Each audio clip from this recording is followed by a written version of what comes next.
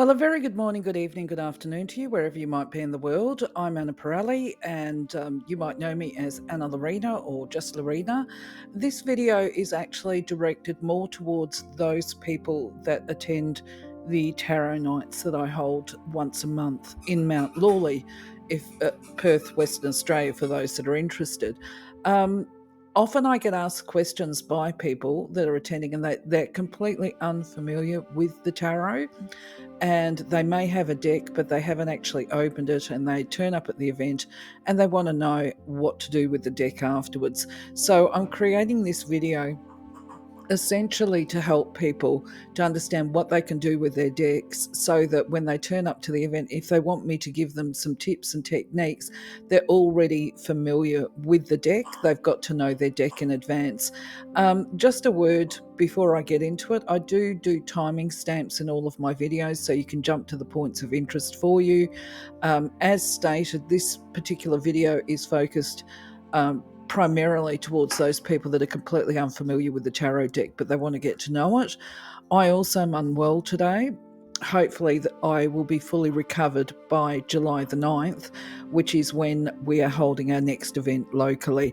If it gets cancelled, it will be on for August. All right, just letting you know. Bit of a story, whatever, I'll crack on with it.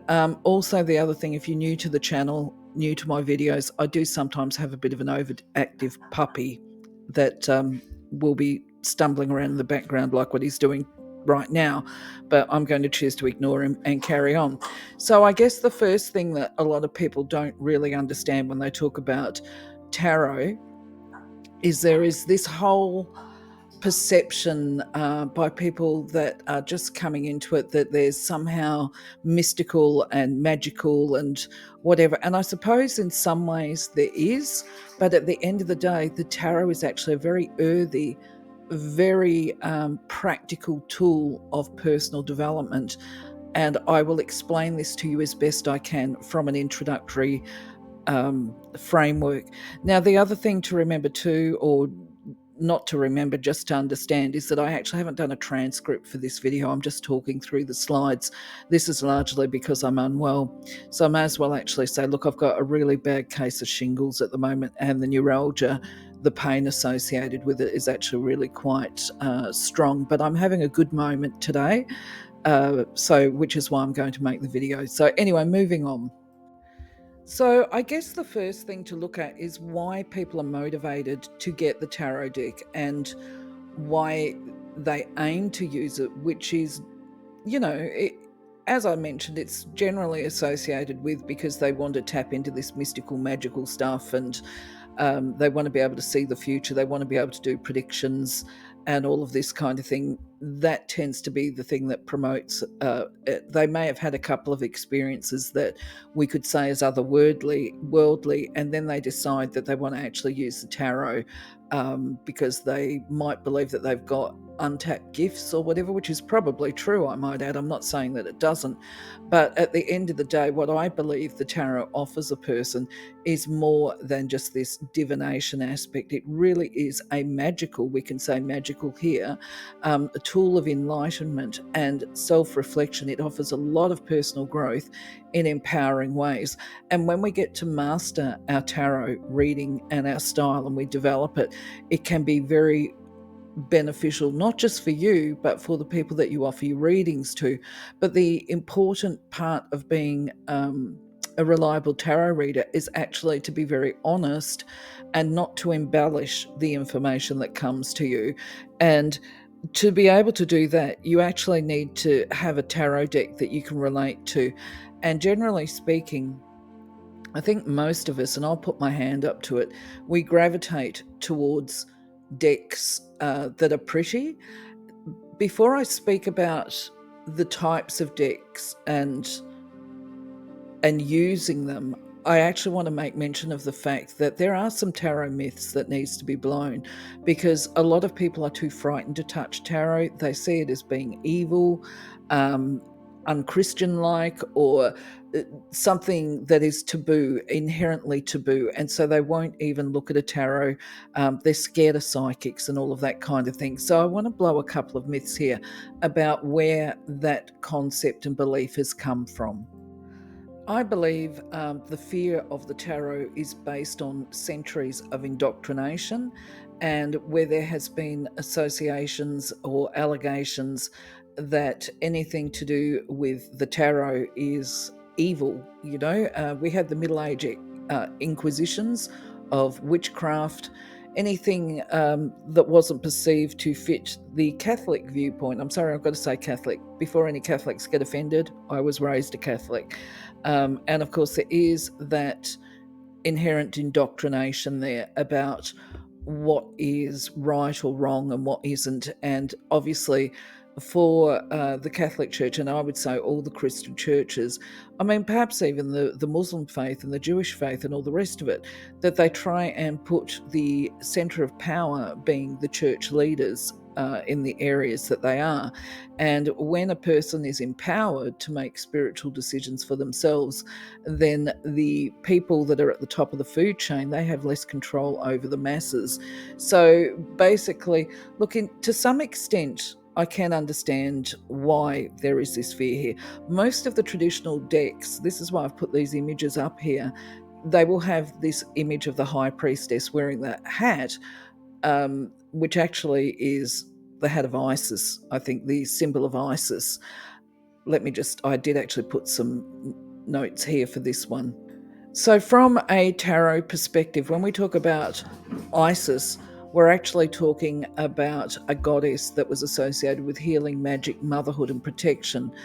She's also, though, the priestess. When we talk about the card of the high priestess, she's the card of revelations, where she brings the truth into conscious awareness. And sometimes I will add that when I've picked up in my readings is sometimes she foretells that if somebody's been keeping sneaky secrets from another person, if they're deceptive and lying, and a person might present for a reading saying, I'm confused, I need clarification, is this person lying to me? The high priestess card, in my experience, rarely will it turn around and go, yeah, the person is a liar. What they will say is, you're going to get the answer to your question in physical and tangible ways in the near future. And what happens is the liar becomes exposed through their lies, and the person gets that information that they need to be on track or to be able to make healthy decisions for themselves. But anyway, where I go from the associations with the goddess Isis, which is on the left-hand side image, we see also reflected in modern Wiccan practices, the maid, the mother, and the crone, which is the image on the right-hand side. And that's shown with the moon. Now, anybody that practices witchcraft, they're very much associated with the moon and moon cycles. But I just want to say, look, not everybody that's in tune or interested in the moon cycles is actually into witchcraft, and they don't necessarily identify as a witch.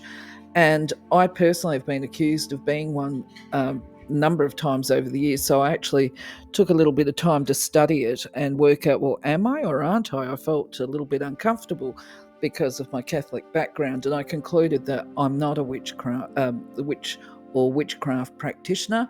That's a story for another day. But I am definitely into healing.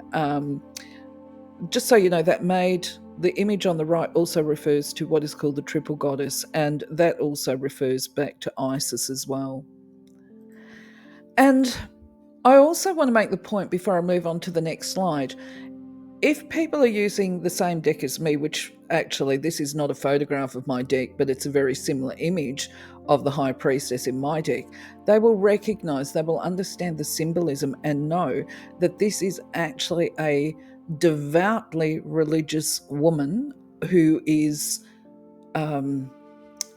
basically aligned with divine will. The creator is her everything. Okay, she has a deep, passionate love of God, and the revelations that she gets, the messages that she gets, she would deliver them as sacred gifts, I guess is the best way to describe it. There's a number of reasons why I interpret this card that way. And if I go into the interpretations of the cards at a later date, I will explain how I understand this card. And I actually do believe, because of my own research into the tarot, the symbolism and the images of what I have on my deck, there's a lot within this particular image in itself. Anyway, it's cross-cultural. I'll move on to the next slide. So I just wanted to put this image here. This is apparently an image of the oldest known tarot deck that was in use. And obviously it was, it goes back to 1491. I've put that there. The notes that I've got is that the family that owned this deck, it was owned by Milanese nobles over 5 generations, and I don't know if it was presented to a museum or what it was, but this particular deck influenced the decks, and I'm talking about the images here, influenced the deck that I use today, which is the Universal Weight is my one. We'll have a look at that in a moment. But either way, I can see why people would think these images are a bit scary, but they were also produced a long time ago, being the earliest engravings apparently on copper plate. And at that time, given the political, as I said, the church what is the words? I can't even think. The church and government basically being hand in hand. They made the laws, they made the decisions. It was about power and control over the people, and the tarot deck was considered to be empowering. So this Milanese family must have kept these hidden for a long time, because it was, you had the Spanish Inquisitions, which resulted on anybody who had tarot decks being accused of witchcraft, and which would lead to their death, okay, for most of them. And I believe this was on the charge of heresy. Anyway, I'm no expert on that, but it's worth having a look into. So when it comes to buying your first deck, there are people that will say, and at the time I got my deck, this was the first deck that we're looking at here, the images here. This is the Enchanted Tarot. And I saw these images and I just fell in love. The artwork is just incredible. And then I spoke to somebody and told them I was thinking about buying this deck. And they said to me, you can't buy your own deck.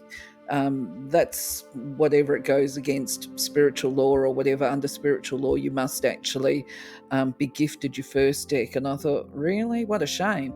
But I took that on board because I was at the beginning of my journey. I don't agree with this anymore, by the way, but the person that was telling me this asked me what deck it was that I had fallen in love with, and I said the Enchanted Tarot. So unbeknownst to me, because this person lived in a different town and they were my friend, they contacted the local book store, because there was only one of them anyway, and they actually purchased it for my birthday and gave it to me. Now, I will say to this date, I still have these cards. They're absolutely beautiful, and I've never been able to do an effective reading from them. And at some point in time, I went and I showed one of my friends who was a medium, and she just looked at them. Yeah, this is back in the day, probably about 2001. And she just looked at them and she said, "Oh my God, I don't know how you can get anything from these cards." She said, "The cards are just so busy. There's so much information on each particular card," which is quite true. So the meaning gets lost in the imagery of the card. So I needed something more simple, which is how I went on. They're just beautiful cards, just not practical.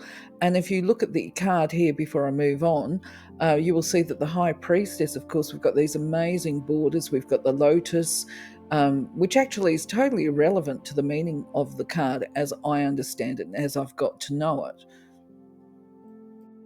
So this is the deck that I currently use, and I replaced it.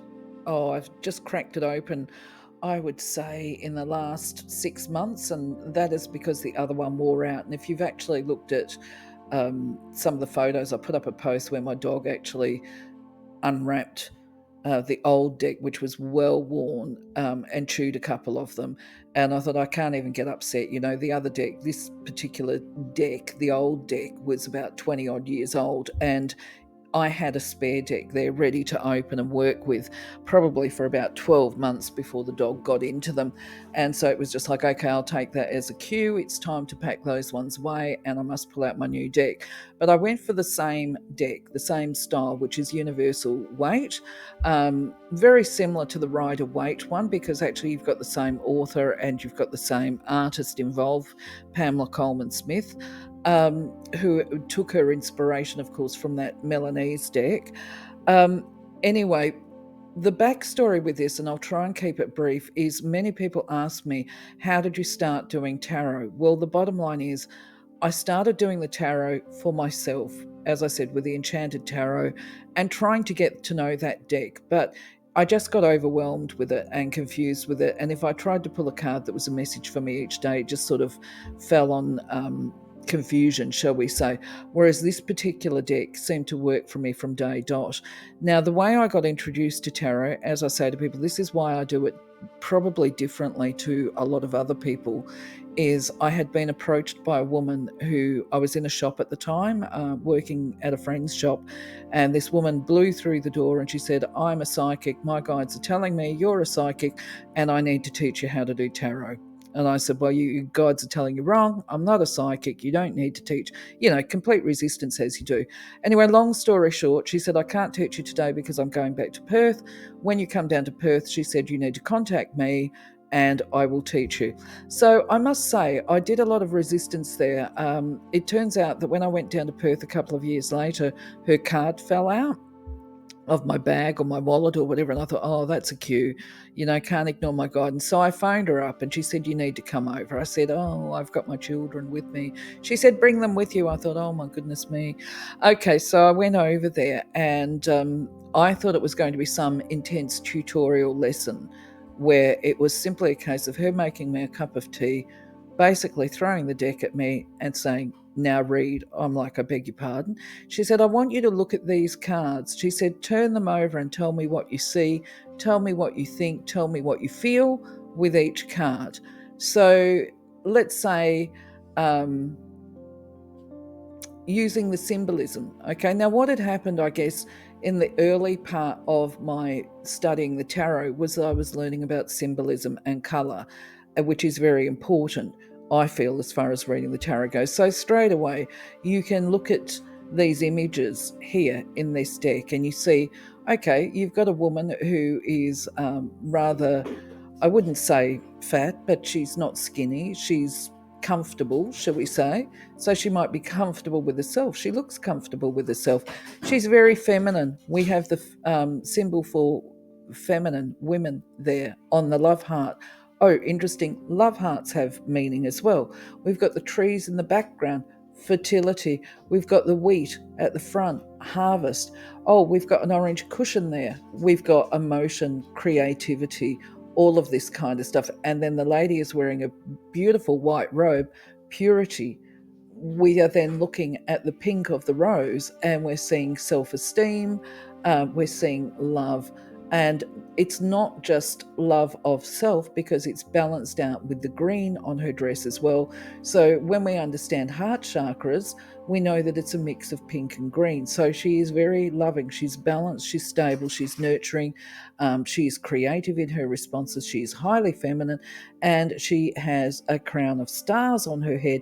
You know what I mean? Things like that, okay? When we look at the lovers, we can see that these people are standing before each other disrobed. So they are allowing themselves to be vulnerable with each other. Then when we look at the male that is on his side, we see a tree full of flames. The flames is the passion. When we look at the tree behind the woman, so we're looking actually at Adam and Eve here, we see the serpent and the apple. So when we talk about Adam and Eve, do you hear there that this tarot deck is actually based on biblical principles, and we see the divine, it's a divine union because there's the angel above it and the sun. By the way, the snake represents sensuality. I'm not going to go on, but these are things that you will learn to explore as you get to know your tarot deck. Now, I've experimented. I've got a lot of tarot decks as part of my collection, and this is because I used to run tarot workshops as well. And so I've tried a lot of them. And the other thing is, too, because I've run the tarot workshops or I've done the teaching, I have learned from other people's experiences. I've heard what they've had to say about the decks that they were drawn to use. And not everybody is drawn to the same deck. You've got to pick one that actually speaks to your soul, as I find happens with the Rider-Waite or the Universal Weight tarot decks. But at some point in time, what I'm going to say is I was exploring subjects such as the Hermetic tarot, and just basically trying to educate myself a little bit, I guess, on I can't even think of the word because I'm not well, esoteric, there we go, esoteric workings and that kind of thing. I want to have more understanding about it. Now, would I recommend the Hermetic Tarot? Absolutely not for a beginner, because it is so deep in symbolism. And for me, it didn't particularly resonate with me. And this is because there's no colours to it. And colour becomes a form of communication for me. The symbols, definitely, the symbols are really interesting. They have meanings.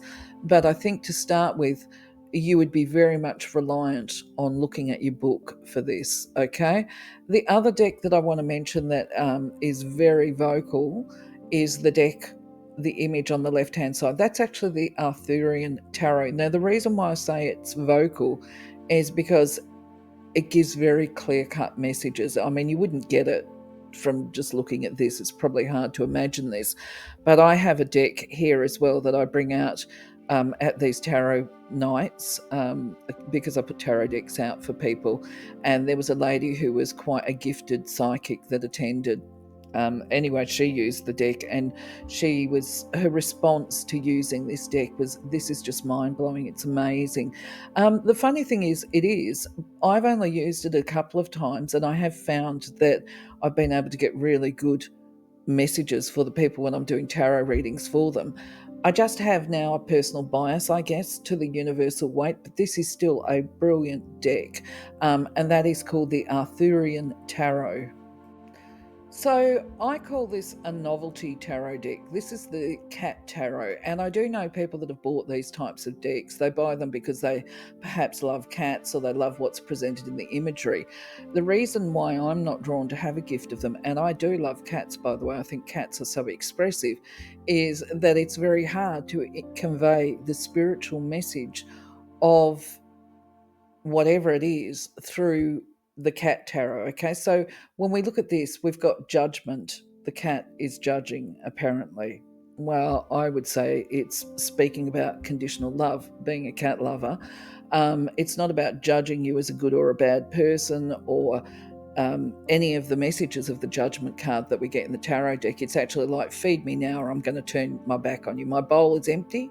You're an unkind person and I am no longer going to love you. Because if you know anything about cats, they are hilarious, but if you're late feeding their bowl, they will turn their back on you, or they will just glare at you until you feed them.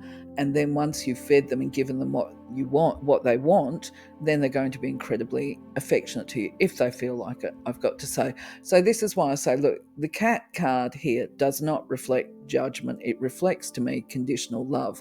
And the other thing too is, a lot of the tarot is actually speaking about love. If you've got a cat, you will know that when they love you, they actually show you what we call the little brown date under their tail. They will actually turn around, knead your knees, and then show you not necessarily the part that I consider to be most attractive, and potentially wave their tail under your nose. And we just accept that the cat is being incredibly loving towards us when they do that. The other way a cat will show you that it loves you is actually to bring you its kill, if it's managed to catch a lizard or something like that.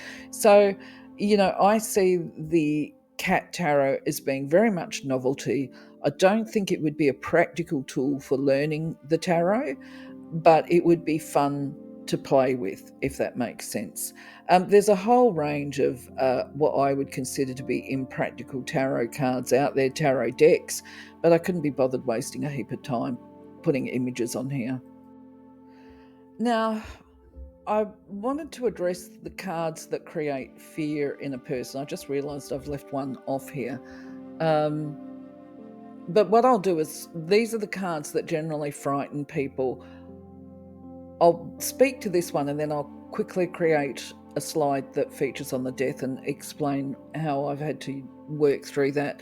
Okay, so when it comes to the cards that people think are evil or whatever, the first one that people think of as being evil is the card of the devil. And this is because he's got a scary looking face and, you know, he just looks like evil personified. If you've been raised in the Catholic Church or whatever, certainly looks very witchy in this card. And if you've got a fear of witchcraft, you can understand why. Now, where I really managed to get over it was hilariously a bit of a story.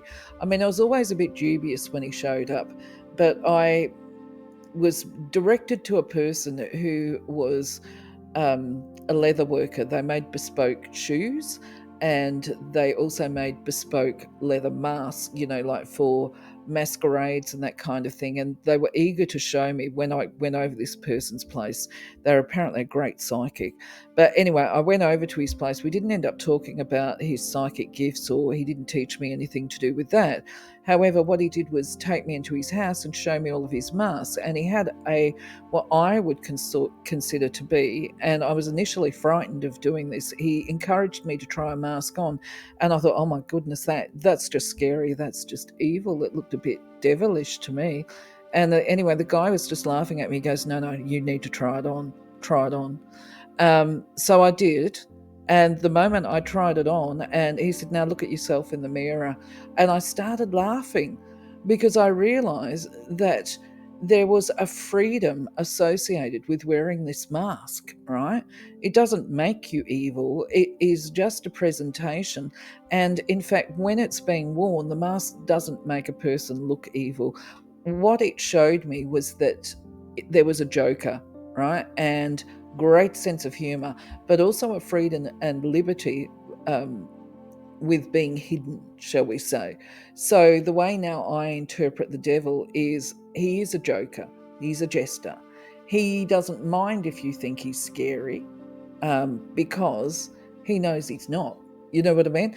And in fact, the devil speaks of materialism and commitment, and that can be good or positive. If it's a healthy relationship where people, you know, based on love, there's no issue with being chained together, you know. If it is an unhealthy relationship where people are locked in and they need to cut the cords, then it can be problematic because you're locked into this. But anyway, that's just the devil card. I want to let people know that this is actually not a fear-based card. It is, I think, if anything, the devil is very egotistical, and some people will see this as being evil because he's self-serving, a bit Machiavellian, if you like. He's more interested in looking after his own needs than anybody else's.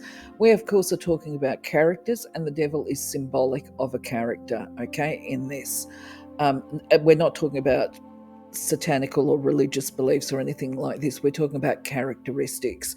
The other cards that scare the living daylights out of people is actually the Tower, because if you look at the Tower, it's worlds crashing down. Okay, now for me, if I see this to this day coming up in a reading, it's going to set off alarm bells for me, because it means that a major change is on its way. But it's also, in my experience, always a warning, right? Or if it turns up in the past upright where people are falling out the tower on their head, it's like, well, you knew. This is the understanding, right? When it comes up in the past, is you knew you needed to make changes and you ignored your gut instinct. Could be related to your job. You hated your job. You knew you needed to get a new one. You couldn't be bothered putting the time into finding a new one. You said you were too busy. You made excuses. The universe made the decision for you. You weren't ready for it. And now you're having to deal with the aftermath. So that's when it comes up in the past. If it were to come up in the future, I'd be saying, okay, this is a clear warning to you. You've got choices here. And if you don't make that decision, you know that you've got to make changes. And if you keep putting it off, the universe will make it for you. However, if it comes up in the future as a prediction, and it's reversed, this is why I've put this image up here, I can then turn around and say to people, you know that change is coming because you know you've got to make it and you want to be in control of those changes. You don't want to find yourself in a difficult situation.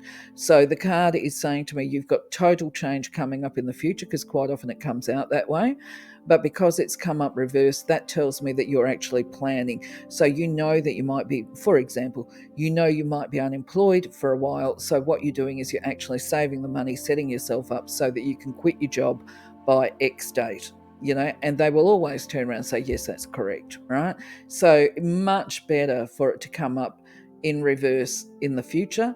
And when you look at this imagery here, what you see is that the people are landing on their feet, not on their heads. So this is once again symbolism in the imagery. And if it came up upright, I really would be stressing to them, you need to be doing something right now, because if you don't make a decision, if you don't start working towards this, it will be made for you and it will be less comfortable. So I'll save talking about the death card until another day, or maybe if you ask me about it, if you attend the meeting on July the 9th, we can talk about it there. So getting back to the basics of what do you do once you've got your deck? Well, the first thing is you've got to get to know your deck, right? For me, the way I approach it, and everybody's going to be different. So I invite you, if you just happen to be watching this and you're an experienced tarot reader or whatever, to put up what you do. But the way I do it is I get the deck out, I crack the pack, I take the wrappers off, I set the book aside because I no longer will refer to the book. But what I do is I actually generally have some velvet out or whatever. I'll light a candle as part of burning up energetic dross, because the point being, what the way my head approach works is that these cards have been handled by people before they've arrived at me. They're going to be carrying the energy of the manufacturer, the packers, all of that kind of stuff before they've got to me. So what I want to do is actually remove all the energy of other people, and I want the cards to pick up on my energy, so that I can energetically interact with these cards and the images and my guides, because I work with my guides when I'm doing readings. Basically, the tarot is a tool of communication. So I will crack the pack, as I call it, lay them out, might have a candle burning to burn up energetic dross, might be having some incense happening, whatever. I might have some selenite there as well. In fact, I usually will, something to purify the deck with. But the other thing is too, I will generally open them up, put this, actually, I'm just thinking back to when I opened up this last deck. I unpack them, I put the selenite, I fan them out, and I put selenite along to touch every single one of them as part of clearing them. Then when I feel that they've been cleared enough, then I will actually pick the deck up, fold it together, and turn them over one by one with my hand. And I will look at each of them and I will place it down. And it could be that they're all placed together like this. They're all mixed together. I'm energizing the cards with my energy. And so this would be called attuning your deck. Okay, so that is what I would encourage you to do at the very least before you turn up to a tarot night or a tarot workshop. Bring your deck along, but already have attuned it to you. So, I mean, you wouldn't have to do it all in one day, but the next thing to do is, once you've attuned your deck, if you like, where you've put your energy on it, then it becomes a case of getting to know your deck. So whether you've got a novelty deck or whatever, the thing with any tarot deck is they're always sold with a book that you can refer back to, including that Enchanted Tarot. But I didn't find that the book actually was particularly relatable with the Enchanted Tarot. But that's not to say it wouldn't be for you, okay? Each to their own. But anyway, whatever deck you've got, if you're going to, I suppose if it's we'll say cat tarot. If you're going to use a cat tarot, you probably will need to look at the book meanings so that you get an understanding at least a rational and logical level of what that particular card means, which is why I have put the image here of making notes, So it could be, if you're doing a daily message, which I would encourage down the track at least, that at least you have some kind of understanding of what that particular card means, what it portrays to you. And you would, of course, allow your eyes to gravitate to the part of the card that grabs you. And by that I mean, you can see here, you would never do a reading, by the way, holding your cards like this. So we'll just run with this. This particular person's got a deck in their hand. And what are they pointing at? They're pointing at a man who's got his arms crossed. So you want to look at that and record that information for each individual card when you're actually getting to know your deck, right? Is that I actually can't read that. What's that got written on it? Is it the 4? Given that it's got a lot of orange there, I would speculate that that's a wand. But interestingly, I can see this is not a deck that I use, so I'm trying to look at this stuff upside down. I picked these images. Okay, do you know what? That's very interesting to me, and totally goes against all the rationale of the tarot, I might add. Okay, so we're looking at cups here. The first card, which has got a 3 on it, you see that there's a chalice, so that's cups. What I think, looking at that 4, where her finger is pointing to the man with his arms crossed, I suspect that is the 4 of cups because I can't see the whole card. But what is interesting to me is that they have portrayed cups as being orange, which is about emotions, actually, reactivity and creativity. You would not, in my rationale, associate cups with the colour orange. Although it is emotional and sensitive, it's the orange is associated with fire and activity and passion, and the fire signs. Actually, I'm going to be talking about this later on, so I'm jumping ahead of myself here simply because of the images here, where the 3 of cups that they've got here, also they've made that orange. To me, that makes completely no sense at all because it is a water sign. The cups is associated with water signs, so it needs to be more blue. However, anyway, whatever, that's just my interpretation of why I probably would never use this deck, because I would never ever be able to convey an accurate message from reading the cards, because the cards just would look nothing like what I understand them to mean.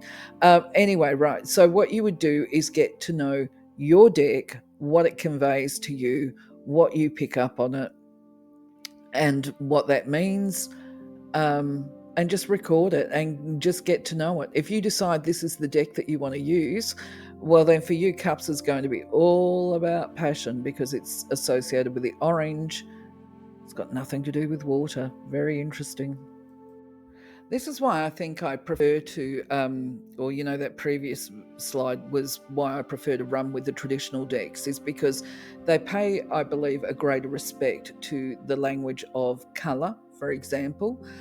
So not only am I saying there's something wrong with those images on the other deck because they've got cups that are associated with fire and passion, and to me it just doesn't make sense. It's the wrong colour for the astro and that kind of stuff. But also you've got the language of colour, and colour has meaning. If you have a look at my website, it's not complete, but the meanings of colour are going up, okay? I'm in the process of updating it. But yes, colour plays a huge role in understanding the meaning of cards and symbolism. And this particular deck here, I don't even know what deck it is, but it's going to absolutely scream volumes to the person that's doing the reading because it's so colourful. So I thought I would put this card up just to run through some very basic symbolism. And most people that have got books, from all I've seen, I've not seen any that disagree with this, is that if you're talking about wands, you're talking about actions, activity, fire, passion. And when you're talking about time frames, if it falls in a prediction, you're talking about it's a prediction that is said to occur within a couple of weeks. The cups, of course, is considered to be watery, emotional. It refers to days if you're asking about predictions. Very sensitive, and also related to water signs. I forgot to mention this. Okay, so the Queen of Wands is associated with fire signs. That's the Leo, the Aries, and the Sagittarius. Digging into my memory bank, the cups, of course, are the water signs, which is your Scorpio, your Cancer, and your Pisces. Very emotionally sensitive people. Of course, the Scorpio and even the Pisces have a little bit of fire in them sometimes too. Pentacles, of course, is very earthy. It's about materialism, money, if it comes up in a prediction aspect, you're talking about years. Now, when I say it's associated with materialism, tangible, it doesn't make a person non-spiritual, because actually I associate the Queen of Pentacles with being a healer as well, to be honest. That'll be a story for another day. She's quite potentially a hands-on healer. We'll talk about that another day. The Queen of Swords is obviously power of the mind. She's quite strong-willed. She's an air sign. Who are the air signs? The Libras, the Geminis, and the Aquarius. Okay. Now, when we're looking at unpacking these types of cards to get an insight into what they mean, you can see, I just want to draw attention here. This is how I read them, okay? Is when I look at the Queen of Wands, she's ready to launch, okay? She represents, have I got it here? I do. Okay, I'm going to go to the notes. I did actually make some notes here. For you, when you're looking at your cards and trying to unpack it, there is symbolism, such as the cats and the rabbits have meaning as well. Where do we see the rabbit? The rabbit is on the Queen of Pentacles. Now, she represents fertility, actually, or rabbits do. When we look at the Queen of Swords, we see a butterfly right at the bottom of her throne. So that is a symbol of transformation. With the Queen of Wands, she's got a black cat, a symbol of intuition. Okay, she's sitting on a couple of sphinxes, as it happens, where the other ones are sitting on angels and cherubs. She's sitting on the sphinx, which represents the fact that she is a protector. She is a guardian, and as I was going to say before, you see her sitting in such a way, she's holding that wand, which is a symbol of activity. She's ready to jump into action as needed. And she's got in her other hand sunflowers, which are symbolic of hope, faith, and trust. So she is a guardian and protector. I should point out, when these come upright, I'm giving you the upright meanings because in reverse, it can be slightly different. The Queen of Wands, if she's reversed, she can actually be, let's just say, a bit fiery, a bit explosive, and a bit lacking in sensitivity, and perhaps even a bit unfiltered. When it comes to the Queen of Cups, she's very loving, very sensitive, very emotional. She's the kind of person that would sit beside you, stroke your hand, and tell you everything's going to be okay, and probably cry with you. So she's a very gentle, loving soul. However, in reverse, she can be extremely manipulative from an emotional perspective to try and get her emotional needs met. Or she can be a bit stingy, okay, because that's what the Scorpion is. Somebody said to me years ago that Scorpios, and obviously the Queen of Cups is indicative or representative of somebody who is a Scorpio as well, that they spend most of their life either stinging other people or stinging themselves because they stung other people, because they will become racked with guilt because of what they've done, because they are generally sensitive, kind people, but they're human and they make mistakes. Okay, what else have I got here? Queen of Pentacles, very loving, kind person as well when she's upright. Just got a delivery. So interrupted because I just retrieved a delivery of crystals, which I'll open shortly. I thought I'll finish this video off first. Okay, when it comes to the Queen of Swords, I just want to acknowledge her because she is up there as one of my most favourite queens, if you like. Well, in fact, I like all of them. But she's very no-nonsense. That card symbolises to me, she has a willingness, a preparedness to help anybody. She's quite compassionate. She's very loving. She does not suffer fools. You take advantage of this woman, she will cut you off as quick as look at you. So the best way to really get to know your deck and to embed the information that you find on your cards, obviously you can refer to your book if you like, and you can write that down and then you reflect back. So you journal it, okay? So let's say you pulled the Two of Cups, theoretically, because everybody that I find that starts playing with these cards is looking for something romantic, a romantic partner or whatever.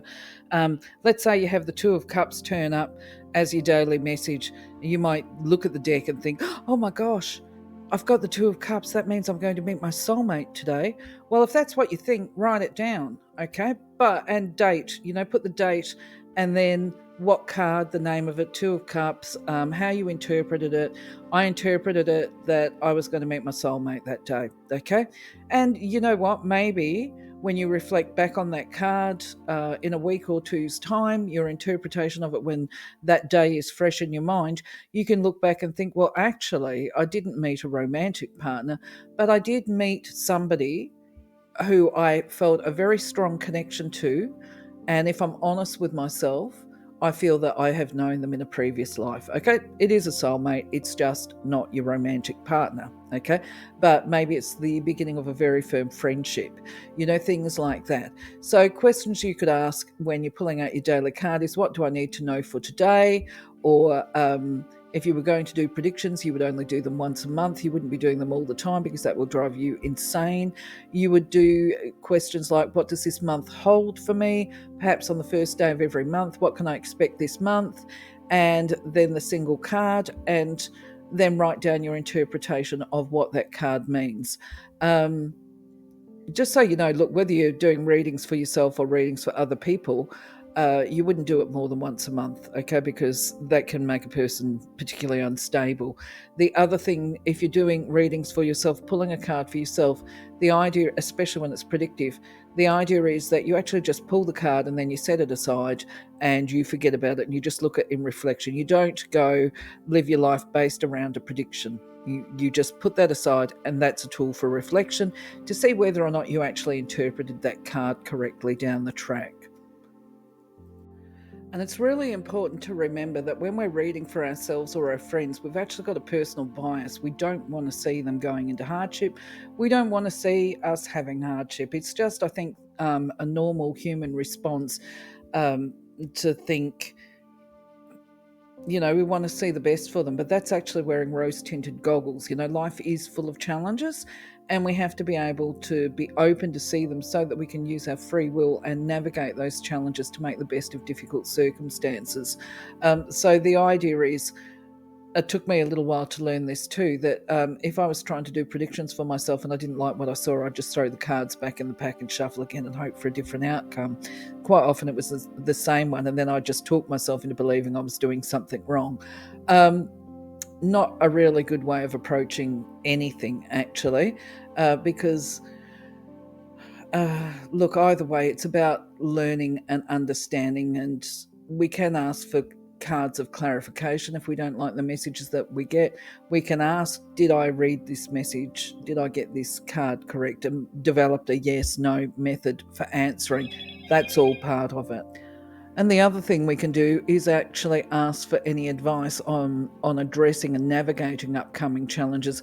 I have to say that when it comes to the advice and information, I find oracle decks probably better options.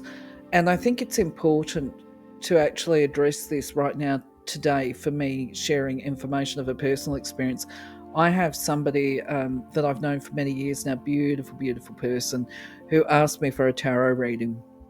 Now, I didn't do a tarot reading. It was weeks ago. I felt a bit guilty that I hadn't done it because she's a wonderfully gifted psychic and she's done readings for me in the past as well.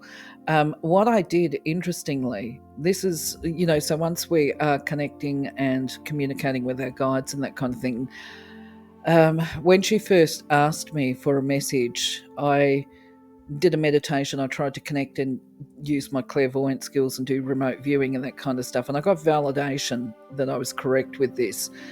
I'm not going to say what the message was, but I gave her, if you like, a mediumship reading, so to speak, which I guess in hindsight was comforting, but I didn't actually do the tarot or the predictions.